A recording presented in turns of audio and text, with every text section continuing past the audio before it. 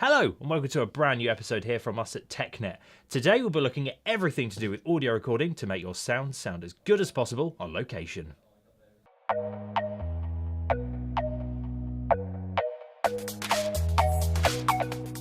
Dialogue, music, ambient sound and sound effects are all crucial to make your audience have the best cinematic experience possible from your coursework projects. Today, we're going to be taking a look into the world of sound and what equipment is available for you to use. The quality of your audio can dramatically change how your audience perceives your coursework projects. So with that in mind, let's have a look at some of the kit options we have available for you to use to make your project sound as good as possible.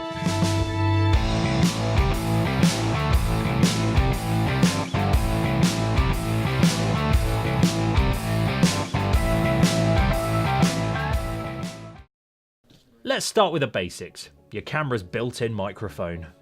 As we go through this video, we'll be changing the audio source so you can hear exactly what each piece of kit sounds like. At the moment, you're currently hearing the camera's inbuilt audio. As you can tell, it doesn't sound very good. However, it does have its one use with the ability to synchronize audio up with other audio devices you might be using. We'll be covering all things about synchronizing in a later video. Right, it's time to upgrade our audio from our camera's inbuilt microphone to this, the Rode Video Mic, which hopefully will improve our sound a lot. The Rode Video Mic is a great piece of kit as it directly sends its audio feed straight into the camera, so it overrules the built-in microphone. The video microphone works great both indoors and outside. We roughly say up to a maximum of about 3 meters away, otherwise the people you're filming will sound like they're quite a far way in the distance. If you're filming outside, you might want to use a dead cat if it's quite a windy day. It's basically a big fluffy thing that sits over your microphone and cuts out quite a lot of the wind noise you might face.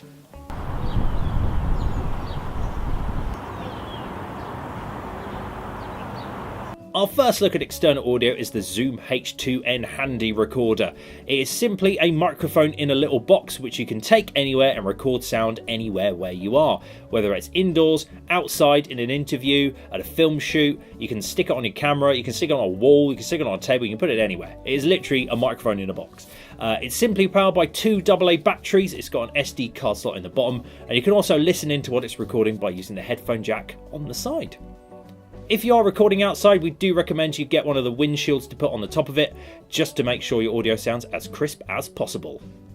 The Zoom H4n is the next step up in our external audio range. It's the bigger brother to the Zoom H2n, but it does share quite a lot of the same functionality. It's still a microphone in a box, it still uses an SD card to record your audio on, but it does come with 2 extra options. It has 2 XLR sockets on the bottom, which allow you to plug in external devices using Phantom Power. Phantom Power might sound like something out of Ghostbusters, however it's a crucial thing to allow external microphones to be able to be powered while you're on a film shoot.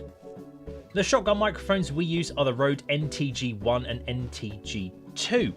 They are very directional microphones, so they only pick up sound wherever they're pointing. It's normally called a cone of sound, so as long as you are in the cone of sound for the microphone, you'll be recorded. Generally, you'll see these microphones used on boom poles or like our setup here, where it's on a stand, so you don't have to have someone standing there holding a boom arm all day, which does save on their arms. The NTG1 and NTG2 are brilliant quality microphones, however you do need to use a Zoom H4n along with it so you can actually record the audio. The lav or lapel mic is a small microphone that physically attaches to your interviewee. It's generally used with interview shots, however you can also use it in various other scenarios as well. It's a really nice easy microphone. It comes with a little clip so you can clip it onto a person's clothing. However, if they sound a little bit too loud, you can also face the microphone downwards to decrease their volume a little bit more.